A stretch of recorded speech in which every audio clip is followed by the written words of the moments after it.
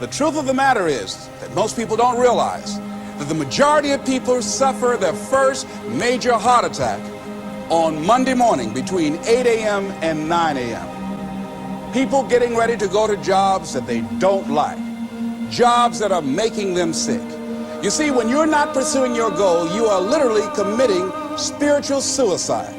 So society gets wrapped around becoming a part of a machine. Society, instead of becoming a bunch of individuals that are expressing themselves in unique ways, and everybody sort of borrows and shares and sells this and you sell that, and we all sort of figure out how we can contribute in a society, we got sidetracked and diverted into these boxes that they call companies and corporations, and we got stuck into these containers that they call cubicles or offices, and we got forced into this system. So our time, instead of it being invested in making pottery or fixing cars or doing something where you have a passion or you have some sort of a connection to, instead of that, you've sold your life.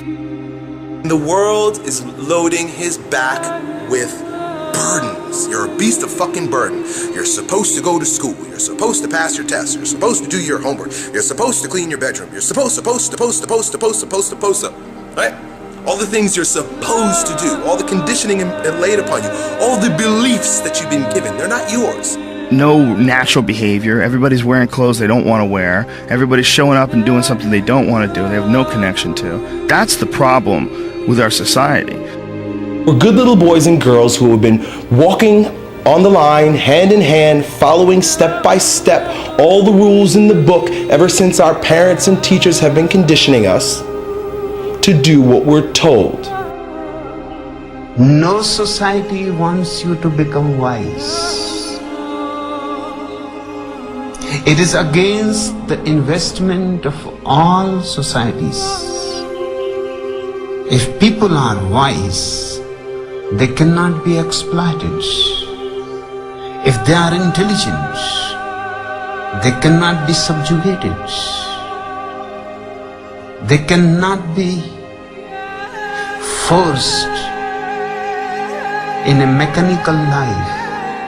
That you work 8 to whatever the hours a day plus commuting, and then you're like this. And that's your life. That's your real fucking life. To step outside the bounds of the mental slavery that you're holding on to that was imposed on you by your parents, the teachers, society, and all of the institutions at large. They want to keep you mediocre, bland, vanilla, a square person in a square hole. I will not fall into despair. Dedication, hard work. I said to myself, I will never go back to this again. I will never be treated like that again. I will never go through what I went through again. And that pain pushed me to write a bestseller. All these supposed tos that the world tells us is all over this dragon. And here comes this dragon, thou shalt, and you're carrying this burden that the world has laid upon you. And it is your responsibility as a maturing individual to slay that dragon. You either bow down and you continue to live your life as a beast of burden, or you slay that fucking dragon. And by slaying that dragon, you become a lion. And that lion's name and his attitude is I will and no. Dedication, hard work. I'm a one-man army. One-man army. The world can go against me. I'm still come on top. I got God on my side. What is it that will make it worth it for you?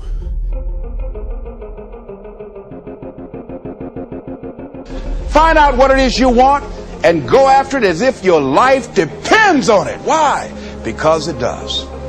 People that have found their passion, people that found the things that they love, people that have found the things that they can pour their lives into, those people live longer. Express something creative. Be who you are from the depths of your heart, regardless of what anybody else thinks. And so I'm trying to encourage everybody out there, take advantage of life. Get busy living. Man, for real, the window closes so quickly on life and on opportunities. And so when you got an opportunity, you got to take it. You feel me? When you have an opportunity, you got to take it. George Washington Carver would say, do what you can, where you are, with what you have, and never be satisfied. She talked about a man who had been captured behind the enemy lines in a war and was sentenced to be killed or another option. The captain said to the guy, listen,